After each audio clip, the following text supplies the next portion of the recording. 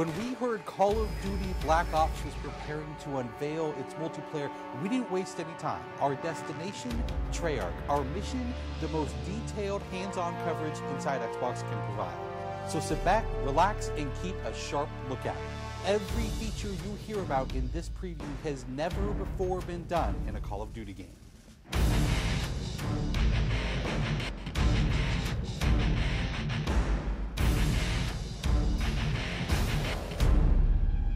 We begin where the multiplayer trailer for Black Ops left off, with theater mode.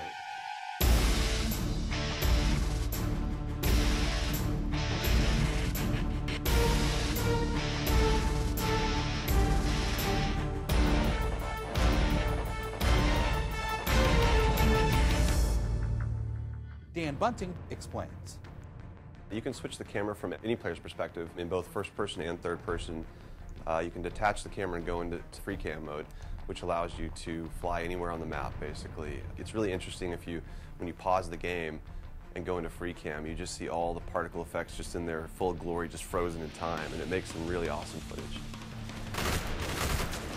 You really want to give players the tools to be creative, make their own machinima, make their own highlight reels. Maybe they're really competitive clans that want to just capture the films from their matches and then go back and analyze what the other team did or whatever. Also brand new to Call of Duty is Black Ops' new currency system. We put the currency system into Black Ops multiplayer principally because we felt like it'd be a very interesting way to engage with all the unlocks that you've been getting.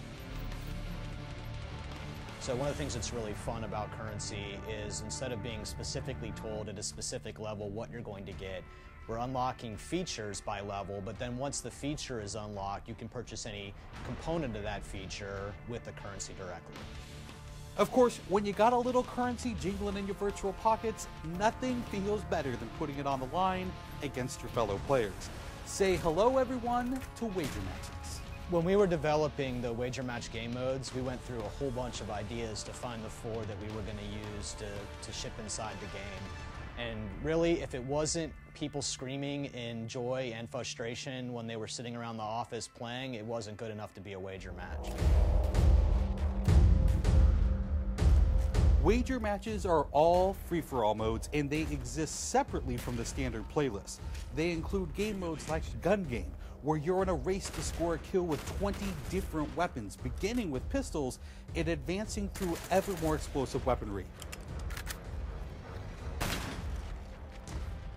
It's extremely rewarding for us as a design team to put something up there that people are reacting to really well and it's slightly different than what they get, and everyone loves the core game, and you have to be very careful when you're finessing the core mechanics of the game. But Wager Match just let us kind of get our creativity flowing and do some things that you're not normally used to, and then spin them up in unique ways and combine things in ways that you haven't seen before, that you never really thought of, and that wouldn't be appropriate for the core game, but are completely appropriate for Wager Matches.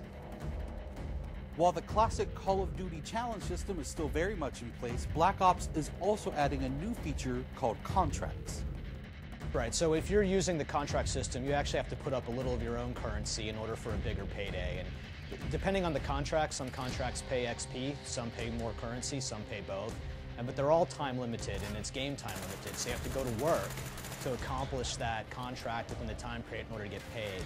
It's different from the challenges, in so much that the challenges some players like to use very aggressively, and they map out their path through the challenge system in order to maximize their XP gains, in order to level faster. And then a whole nother set of players uses the challenges sort of passively.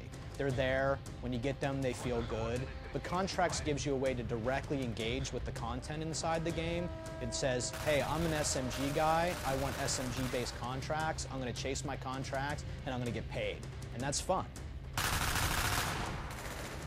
Another focus for Black Ops is player customization, including things like unlockable face paint, unique perk-specific character models, and a whole lot of weapon customization.